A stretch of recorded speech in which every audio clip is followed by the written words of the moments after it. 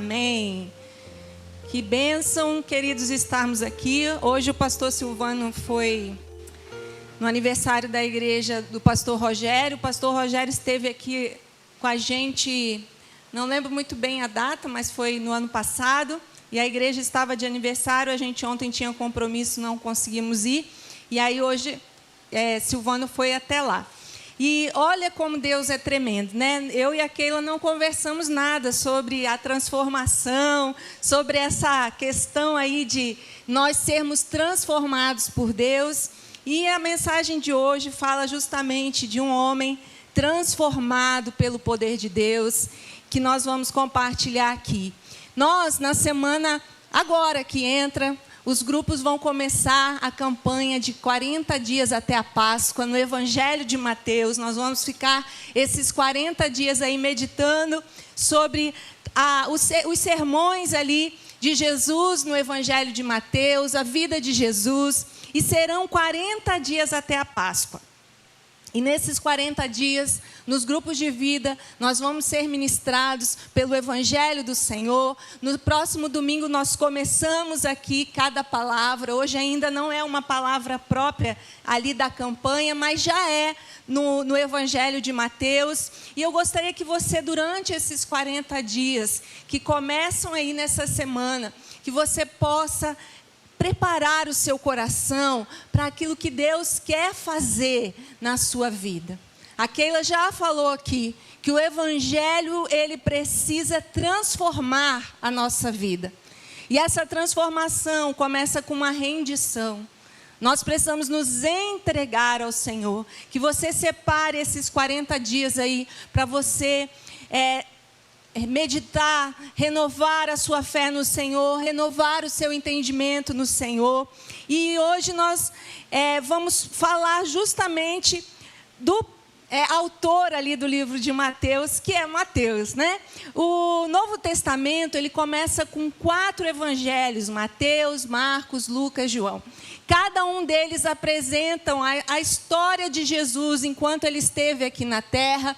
E cada um ele tem uma ênfase, porque nada na Bíblia é escrito por um acaso, porque embora escrita por homens, ela foi inspirada por Deus. Então, nada é por um acaso. E estudando os evangelhos, nós vamos ver que Mateus, ele apresenta a vida de Jesus ali como um rei, como um Messias que os judeus esperavam. Já Marcos, ele conta também a história de Jesus, mas ele dá uma ênfase, ele apresenta Jesus como um servo do Senhor, como aquele que veio para servir.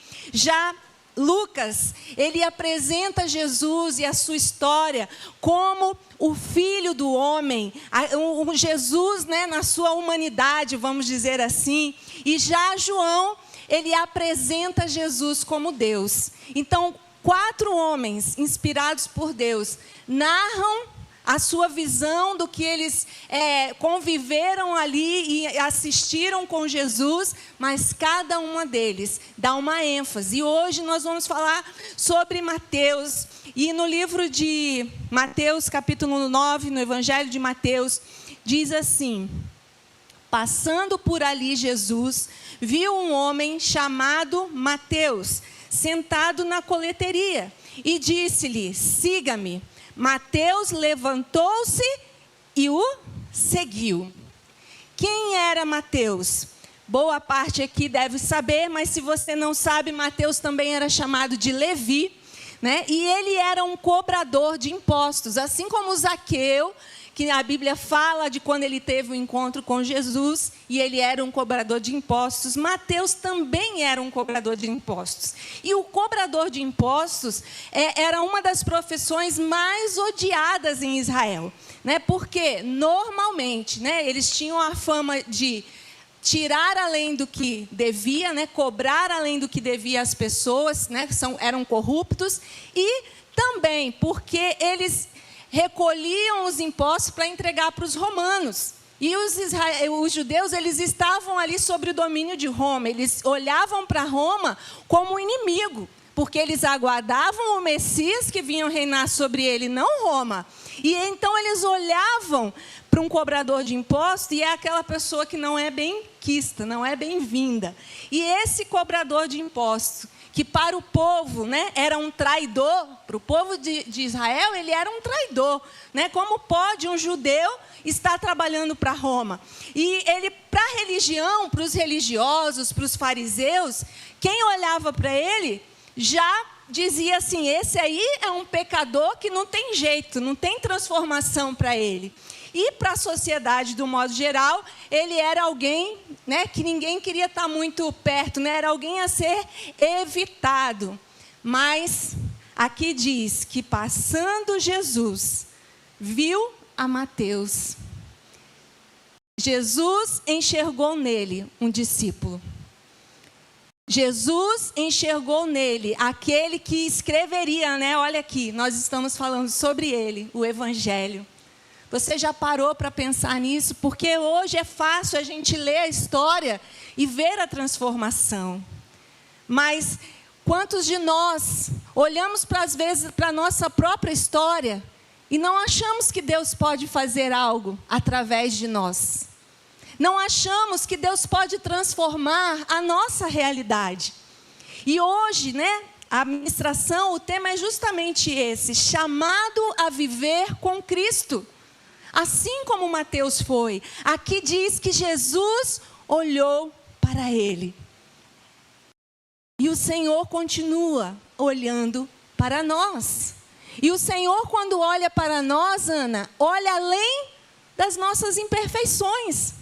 Nós, normalmente, olhamos para o outro e a primeira coisa que enxergamos são as imperfeições. Essa semana eu ouvi um psiquiatra, ele não é cristão, e ele estava falando até sobre isso. E ele disse assim, infelizmente, nós estamos vivendo uma era em que nós estamos tão acostumados, inclusive por a própria rede social incentivar isso. A gente olhar para o outro, olhar para uma notícia, olhar para uma situação, olhar para as pessoas e procurar uma falha. Ele falou assim, você vê, e é uma realidade, que quando o Instagram, né, as redes sociais, né, se você bota uma notícia boa, tem pouco engajamento. Um ou outro vai, né? Ó, que legal, que tal. Mas bota uma notícia ruim para você ver o engajamento que vai dar. Começa a falar mal de alguém, fazer a fofoca da vida de alguém para ver o engajamento que vai dar. Então, esse psiquiatra estava falando assim, nós precisamos mudar o nosso olhar sobre as pessoas e parar com essa cultura de esperar o pior do outro. E começar a olhar o outro e procurar algo de bom nele, ao invés de sempre esperar o pior e apontar o pior. E interessante que era isso que Jesus fazia com as pessoas. Quando ele passava e ele olhava para alguém que ninguém dava nada, e ele via alguém que podia ser usado no reino de Deus, alguém que podia ser um discípulo dele. Tanto que os 12 eram homens imperfeitos, mas foi por causa deles que hoje nós estamos pregando aqui. Porque alguém improvável, alguém que talvez não tivesse capacidades humanas, mas foram capacitados por Deus para cumprir um propósito de Deus. Amém? E eu quero te encorajar nessa noite a você aceitar esse chamado de Cristo, assim como Mateus aceitou. Um chamado não para simplesmente olhar para Cristo, mas para viver com Ele. Aqui diz que Jesus olhou e chamou e disse, siga-me. Mateus, ele podia ter dito, não, eu não quero. Talvez Mateus pudesse ter agido como o jovem rico que quando encontra Jesus e que diz, o que eu faço para herdar o reino dos céus, né? E quando Jesus o confronta naquilo que está no seu coração, que era o amor ao dinheiro, era apegado às coisas materiais, a Bíblia diz que ele sai triste e não segue a Cristo. Mateus poderia ter dito: não, eu estou ocupado aqui com a minha profissão. Eu estou ocupado demais. Não, eu não sei quem você é, como assim eu vou te seguir? Mas aqui diz que ele se levantou e o seguiu. Houve um espírito de prontidão dentro dele de dizer: Jesus, eu quero seguir. Você está disposto a seguir a Cristo? Esses dias o pastor pregou aqui sobre isso. A salvação é de graça, mas seguir a Cristo tem um custo. Seguir a Cristo tem um preço a ser pago. Então nós precisamos encontrar na sua palavra aquilo que Ele espera de nós como discípulos seus, como aqueles que são amigos de Jesus, como aqueles que amam seguir a Cristo. E olha que coisa maravilhosa. Deus, Ele não espera que estejamos preparados para fazer algo. Ele nos capacita. E Ele vai nos capacitando no meio da caminhada.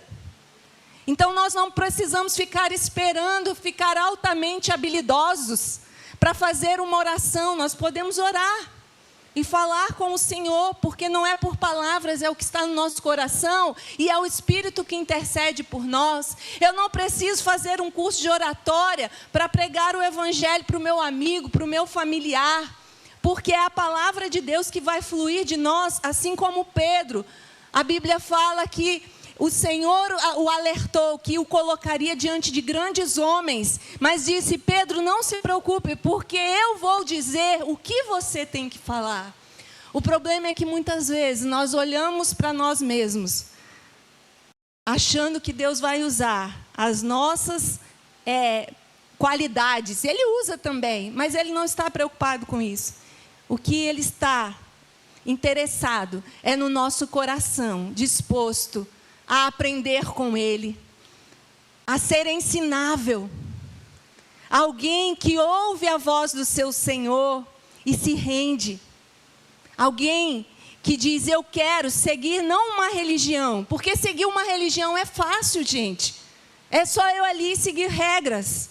Mas seguir a Cristo envolve render o nosso coração. E Mateus, ele foi chamado e disse: sim, eu quero.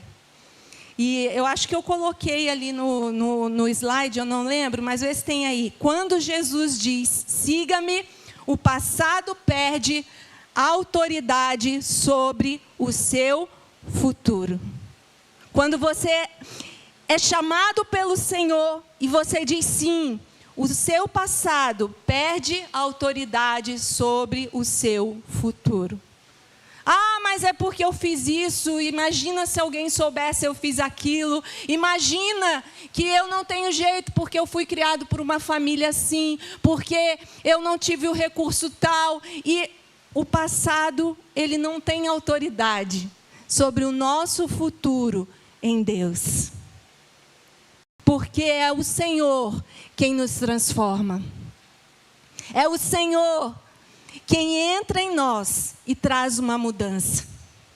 E nós precisamos estar disposto a seguir a Cristo. Você está disposto a seguir a Cristo? Eu garanto a você que a melhor escolha que você pode fazer é seguir ao Senhor.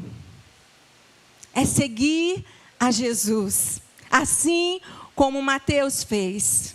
O passado perde autoridade sobre o futuro. O evangelho que Mateus escreveu nos mostra que viver essa vida com Deus não é viver uma vida de religiosidade, é viver uma vida de prática na sua palavra. E Mateus, ele escreve aqui cada sermão do Senhor, cada palavra de Jesus, e ele nos deixa aqui, um manual de como viver no reino de Deus. Porque Mateus, ele nos apresenta Jesus como um rei. E ele vai citar justamente o que a gente estudou aqui na semana passada, sobre o reino dos céus, no Sermão da Montanha, e como deve viver aqueles que decidem seguir ao Rei Jesus. E aí eu quero mais uma vez te encorajar, comece a ler o livro de Mateus. Amanhã, a partir de amanhã, vamos começar a ler um capítulo aí por dia. E no final de 30 dias, menos de 30, né? São 28 capítulos, a gente termina o livro de Mateus. Por quê? Porque é a palavra de Deus que nos direciona. Não é o que eu acho, não é o que você acha, é o que a Bíblia diz. E aí esse evangelho, ele nos mostra a maioria, né, das questões aqui que Mateus vai tratar, é justamente mostrando esse estilo de vida, esse modo de viver que aquele que segue a Jesus deve ter. E ele registra diretamente as palavras de Jesus em mais da metade do livro. Ele vem aqui e nos revela que nós, como cidadãos do reino dos céus, temos um padrão a seguir. Temos um caminho a seguir. E ele começa, vou falar alguns, né, das coisas que Mateus escreveu. Ele começa falando ali sobre o Sermão da Montanha, que foi o que a gente estudou. E aí eu vou só resumir aqui, que o Sermão da Montanha é justamente uma contracultura do mundo. Por isso que o tema do seminário era na contramão. Porque o padrão do reino dos céus é muito diferente desse padrão do mundo. O Sermão da Montanha, Jesus quebra cada, né, paradigma ali daquele povo. E ele diz assim: o mundo diz que vocês são felizes se vocês forem fortes, poderosos. Jesus diz: você vai ser mais do que feliz se você for humilde. O mundo celebra quem tem fama, status. O reino de Deus celebra quem tem um coração puro. O mundo ensina a você revidar. Jesus ensina a você amar os seus inimigos. Viu como é completamente na contramão do mundo? O reino de Deus é uma contracultura. Seguir a Jesus não é adicionar Deus à sua rotina. Eu agora comecei a seguir Jesus e eu vou incluir Ele na minha agenda. Não, é incluir Ele na sua vida. É no seu dia a dia. É você priorizar aquilo que Ele prioriza. É você amar aquilo que Ele ama. É você rejeitar aquilo que Ele rejeita. E tudo aquilo que te afasta de Deus, Ele rejeita. O Senhor Jesus nos dá no Sermão do Monte uma clareza do que Ele espera de nós. E aí eu pergunto: o seu cristianismo tem sido confortável ou transformador, como a Keila falou aqui? Sabe o que eu acho incrível quando eu ouço a Keila? É porque a Keila, ela converteu aqui, na célula que minha mãe tinha ali na casa dela, meus pais tinham ali. Ela veio de Manaus, ela não era alguém desviada, ela era alguém que conheceu Jesus aqui. E sabe o que é interessante? Eu nunca sentei com a Keila e disse assim: Keila, a partir de agora, você tem que deixar de fazer isso, deixar de fazer aquilo, você tem que acertar isso, você tem que acertar aquilo. Não. A Keila ouviu a palavra do Senhor. A Keila ouve aquilo que nós temos ensinado aqui. E sem nós sequer, né, falarmos nada, ela foi, junto com a sua família, buscando a Deus junto, acertando tudo aquilo, não que homens diziam para ela: você precisa acertar. Aquilo que o Espírito Santo ia confrontando o coração dela. E eu me lembro que uma das coisas, além dessa que ela falou aqui para vocês, eles acertaram e casaram, né? Já viviam juntos, mas se casaram. Eu nunca falei: Keila, você tem que casar. Keila, você precisa agora arrumar essa situação aí com seu marido. Não, a palavra de Deus foi entrando na vida dela. E aí eu pergunto: o evangelho tem transformado a sua vida? Quando você olha para trás, você tem tido mudança de atitude ou você tem continuado o mesmo? Talvez você esteja simplesmente olhando para Jesus, mas não seguindo a Jesus. Porque todo aquele que encontra Jesus e decide segui-lo, tem a sua vida transformada. Se você não está vivendo uma vida de transformação, meu irmão, não é condenação, não. É para você voltar-se para Jesus e dizer: me perdoa, porque eu tenho vivido uma vida religiosa. Eu tenho confundido espiritualidade com intimidade. E nós precisamos cuidar com essa verdade. O evangelho não é confortável. O evangelho é transformador. E ontem eu comentava com o Renê o seguinte. Eu falei: Renê, é a primeira vez. Olha que as redes sociais já existem há muito tempo. Mas é a primeira vez que eu vejo, na época de carnaval, a internet discutindo, debatendo, se um cristão deve ou não participar do carnaval. Gente, isso aí não devia nem ser cogitado. Aonde que eu vou participar de uma festa da carne? Aonde que eu vou viver uma vida onde eu digo amar a Deus e eu vou lá satisfazer as minhas vontades carnais?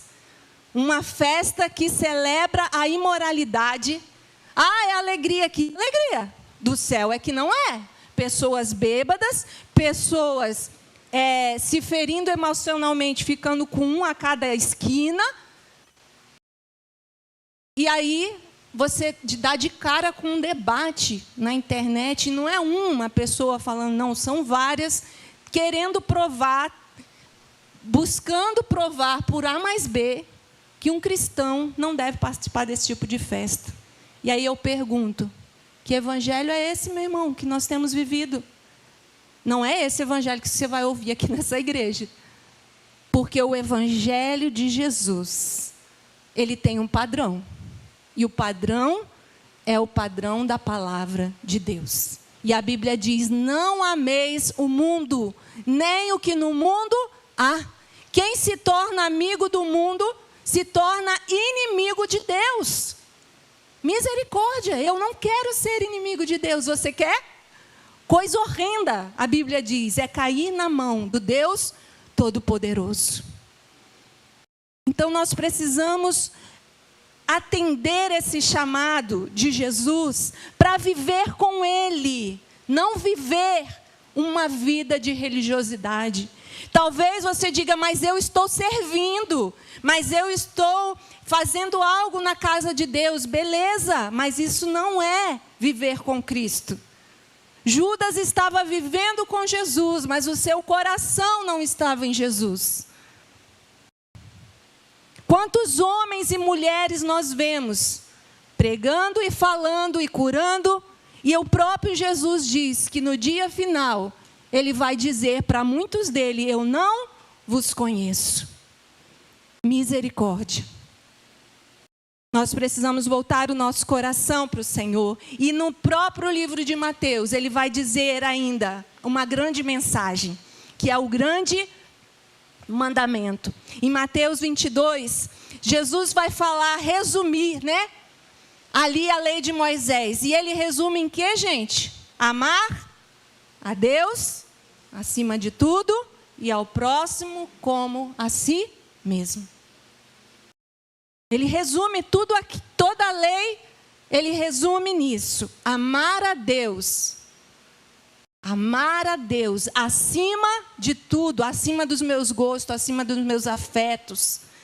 É acima de tudo. Deus. Ah, mas pastora, Deus é o primeiro.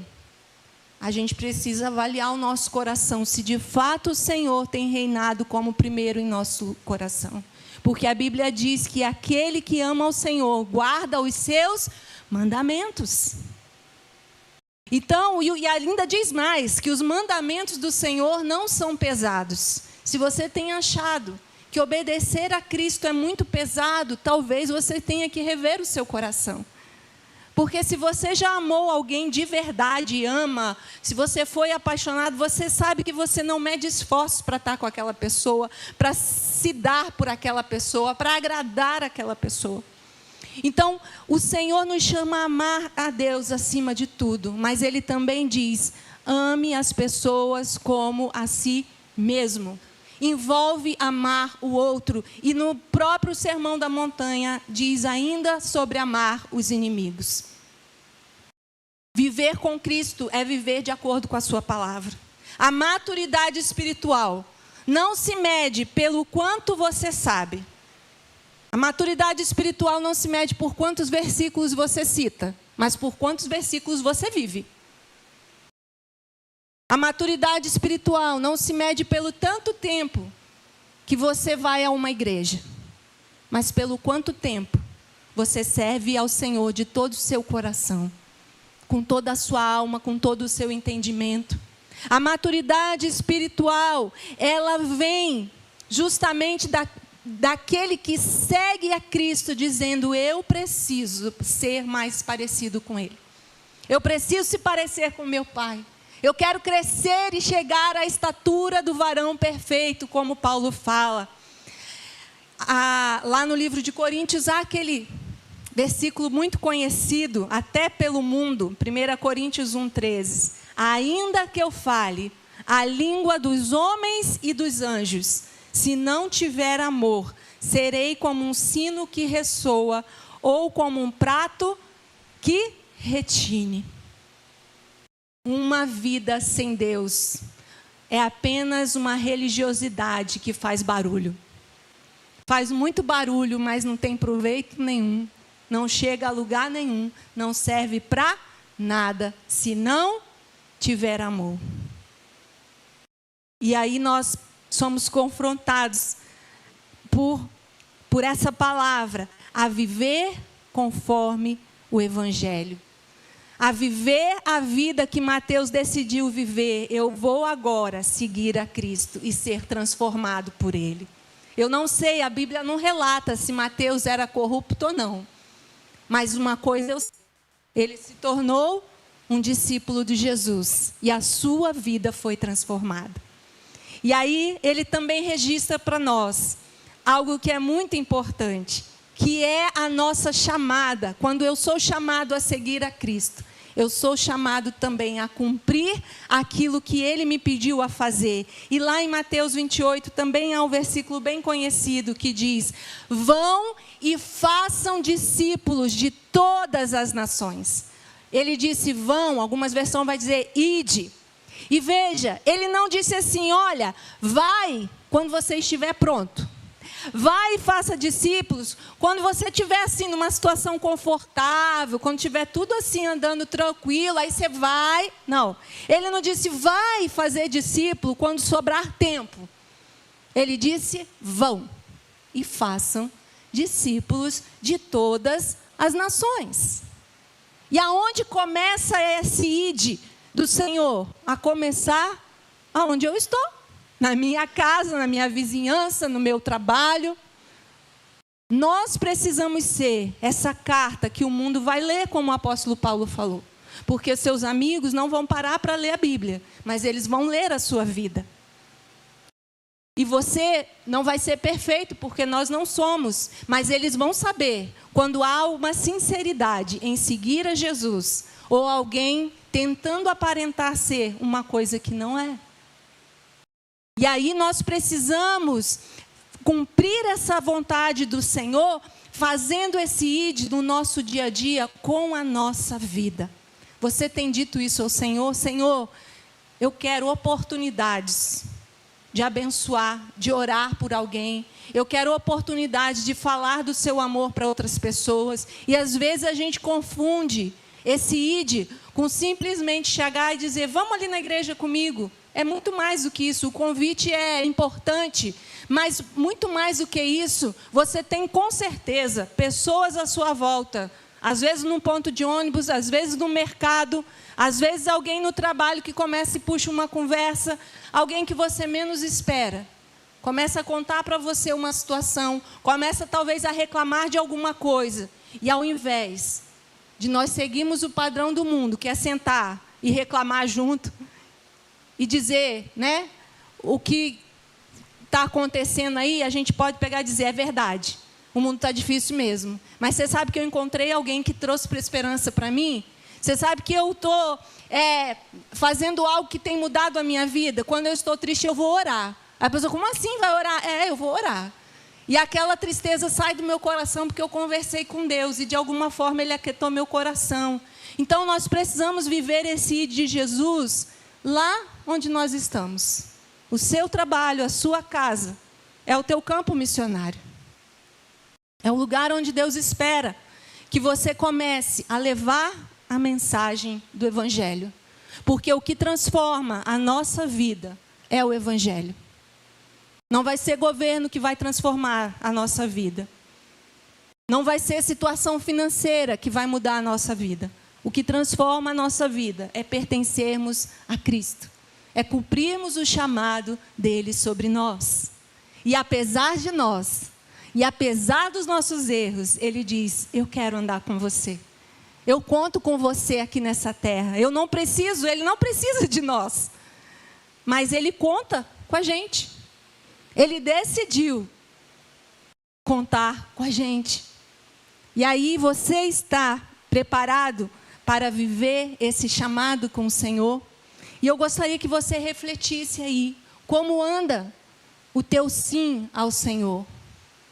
O quanto você tem ouvido a voz realmente do Espírito Santo? Ou tem simplesmente vivido a sua vida? A Bíblia vai dizer que, né, cada um examine a si mesmo. E você pode pedir ao Espírito Santo, sonda o meu coração.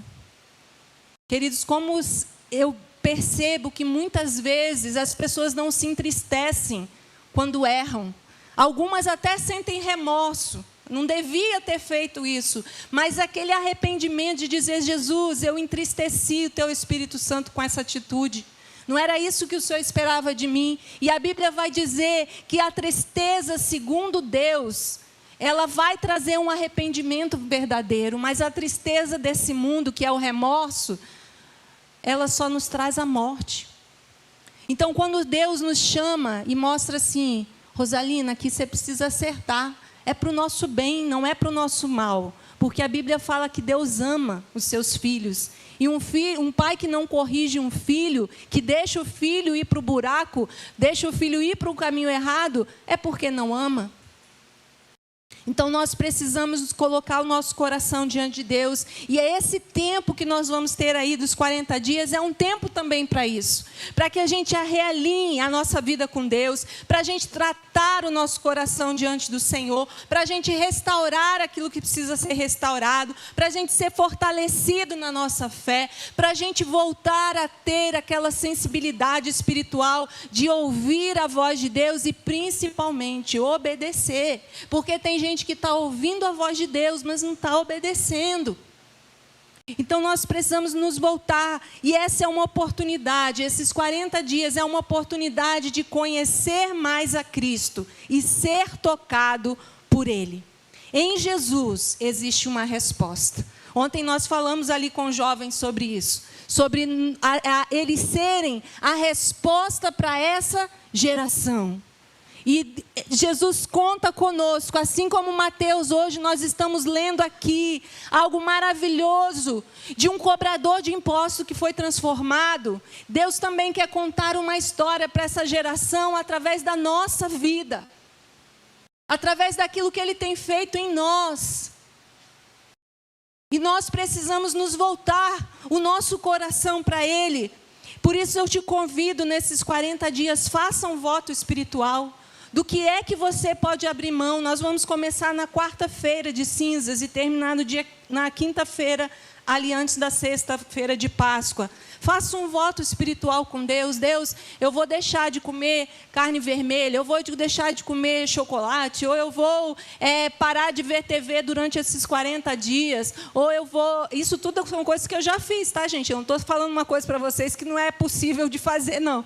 São coisas que nós podemos fazer. Inclusive, por vários anos, nós decidimos, na época que não tinha TV, igual a gente tem hoje, que escolhe lá, TV privada, né? Os streams da vida, que só tinha TV aberta, por muitos anos, eu e Silvano fizemos um voto durante o carnaval, os 4 dias de carnaval, nós não ligávamos a TV. Então, faça um voto com o Senhor, com que propósito? Com o propósito de dizer, Deus, eu preciso conhecer mais a Cristo. Eu preciso ouvir mais o Senhor. Eu estou ouvindo tantas vozes, vozes da minha carne, da minha alma. Eu preciso de Ti. Nesse tempo, leia a palavra de Deus, medita, não só lê, mas medita. Um dia eu precisava discipular uma jovem que estava com uns problemas, e uns problemas bem sérios. E aí ela falou assim, mas eu leio, todo dia eu faço meu devocional antes de sair de casa. Mas ela estava vivendo uma vida dupla. Ela lia o devocional, mas ela não praticava aquilo que ela ouviu. Ela não meditava naquilo que ela ouviu. E não é isso que nós convidamos você aqui como pastores da igreja a fazer. Não é isso que a Bíblia nos ensina a fazer. Por isso que Salmo vai dizer que nós devemos meditar na lei do Senhor dia e noite. Meditar na lei do Senhor não é passar o dia inteiro com a Bíblia na mão. A gente tem que comer, a gente tem que trabalhar. Mas é aqui, ó, a palavra, eu li ali de manhã, o que aquilo falou comigo, o que Deus espera de mim naquele dia. E é eu meditar naquilo, e eu viver aquele dia conforme aquela palavra. Então, aproveite esse tempo e leia a palavra do Senhor com mais profundidade, pedindo ao Espírito Santo, me dá entendimento, me mostra aqui o que eu preciso para a minha vida. Mas, principalmente, obedeça com coragem, porque você vai precisar ter coragem para obedecer. Porque amar a Deus acima de tudo e amar as pessoas é algo que requer de nós muita coragem. Porque vai haver situações, vai haver circunstâncias que vão fazer você pensar ao contrário. Deixa Deus para depois, não dá para amar o irmão agora, mas o Senhor nos convida a viver essa vida rendida ao Senhor. E eu quero convidar você a ficar de pé e preparar o seu coração. Hoje o Espírito Santo nos pergunta, o seu coração está disponível? Você tem estado atento àquilo que o Senhor tem falado? Ou você tem andado distraído com muitas coisas? A Bíblia diz que Jesus olhou para Mateus, Mateus ouviu aquele chamado e ele se levantou e foi. Ele não disse, espera aí, Senhor, espera aí, não dá agora. Não, ele foi. Ele cumpriu aquilo que o Senhor chamou ele para fazer. E hoje eu te pergunto, Deus encontra em nós um coração disponível? Quem decide caminhar perto de Jesus nunca permanece o mesmo.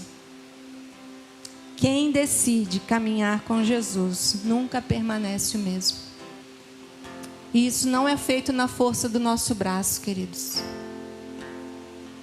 Isso é feito na força do Espírito. Hoje eu ouvi um pastor, que eu gosto muito, ele é um senhor, e ele disse assim, talvez você esteja fazendo muitas coisas. Talvez você esteja vindo aqui na frente cantar, talvez você esteja indo lá na célula e falar uma palavra, talvez você esteja na sua casa, querendo educar os seus filhos. Você pode fazer tudo isso em nome de Deus e não estar com Deus.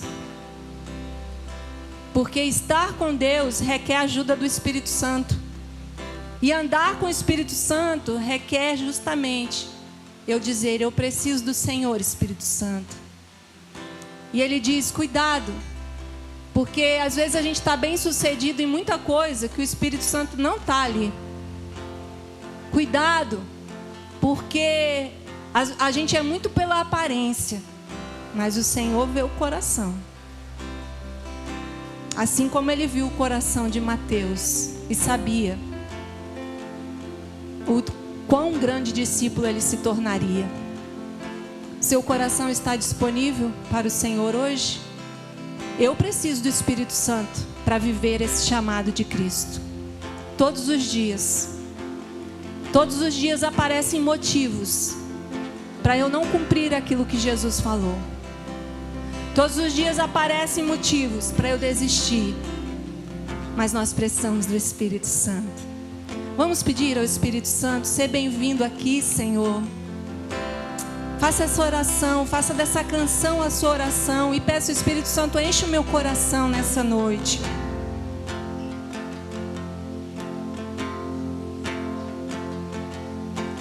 Santo Espírito, és bem-vindo aqui. Peça a Ele. Vem, Oh, vem.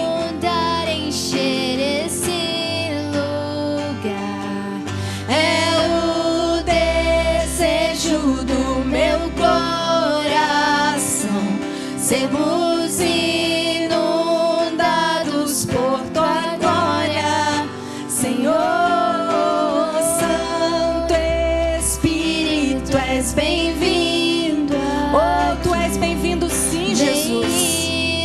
Inunda, Senhor, o nosso coração. Quebra toda a resistência, Senhor, do nosso coração em fazer a tua vontade. Meu coração, sermos inundados por tua glória, Senhor.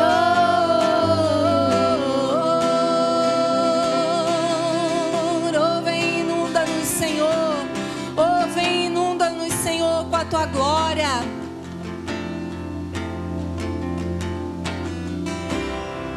Não há nada igual, não há nada melhor, Não há mesmo, a que Senhor. se compara. Ah, tu és a esperança viva. Oh, te seguiremos. Tua presença, Oh, maravilhosa presença. eu provei e vi o mais doce amor que liberta o meu ser e a vergonha desfaz. É a tua presença em nós, Senhor. Tua presença, Oh, obrigado, Jesus. Santo Espírito, és bem-vindo aqui. Vem inundar, encher este lugar. É o desejo do meu coração, sermos inundados por tua glória, Senhor.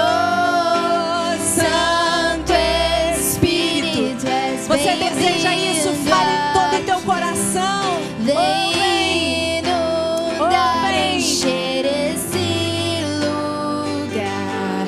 É o desejo do meu coração, sermos inundados por tua glória, Senhor. Você pode colocar a mão no seu coração se você deseja ser inundado pela glória do Senhor e orar em concordância comigo. Pai, nós queremos aqui nesse lugar te agradecer, porque um dia o Senhor olhou para nós. Oh, o Senhor olhou para nós com um olhar de amor, não com um olhar de condenação. O Senhor viu em nós discípulos quando nós éramos apenas, Senhor, pecadores distantes do Senhor. E o Senhor nos convidou a viver uma vida contigo, a seguir o Senhor. E nós dissemos sim. E nós queremos, Senhor, ser transformados pelo Teu Espírito Santo. Nós queremos viver uma vida que agrade a Ti. Por isso nós pedimos, Espírito Santo, nos ajuda nas nossas fraquezas. Nos ajuda, Senhor, a dizer não para o pecado. Nos ajuda, Senhor, a quando o inimigo vier com uma tentação, nós respondermos como Jesus, que a Tua palavra é o suficiente, que a Tua presença é o suficiente para nós. Nos ensina, Jesus, a viver o padrão do reino de Deus. Nos ensina a viver conforme, Senhor, aquilo que agrada o Teu coração. Livra-nos, Senhor, de vivermos preocupados em agradar, Senhor, pessoas, em ser aceitos na sociedade. Nós queremos ser aceitos por Ti. Nós queremos ter o nosso nome escrito no livro da vida. Por isso, no Espírito Santo nos ajuda, porque sozinho nós não conseguimos. Isso é obra do Espírito em nós, não é na força do nosso braço, é pelo Teu poder. Ajuda o nosso coração a se render, Senhor. Que o nosso coração não se endureça quando ouvirmos a Tua palavra. Nos perdoa, Senhor, porque muitas vezes andamos distraídos e não prestamos atenção naquilo que o Senhor está falando e fazendo ao nosso redor. Nos perdoa, Jesus. Nós queremos viver para Ti. Nós queremos ser transformados por Ti. Nós queremos viver aquilo que só o Senhor tem para nós, porque a Sua vontade ela é boa, perfeita e agradável. E eu oro sobre a vida dos meus irmãos, que eles recebam desse renovo do Senhor durante esses 40 dias que vamos começar essa semana. Que eles façam um propósito de coração com o Senhor, que eles se rendam à tua presença e queiram conhecer o Senhor ainda mais, Pai. Espírito Santo, eu oro pelos meus irmãos que não puderam vir. Que o Senhor os encontre onde eles estiverem agora, Pai. Que o Senhor se manifeste na vida deles também. Que eles possam também dizer sim ao chamado de Jesus. Que o Senhor nos capacite a fazer a tua obra e a tua vontade, Pai. E agradar o teu coração. Obrigado, Senhor. Obrigado. Em nome de Jesus. Amém.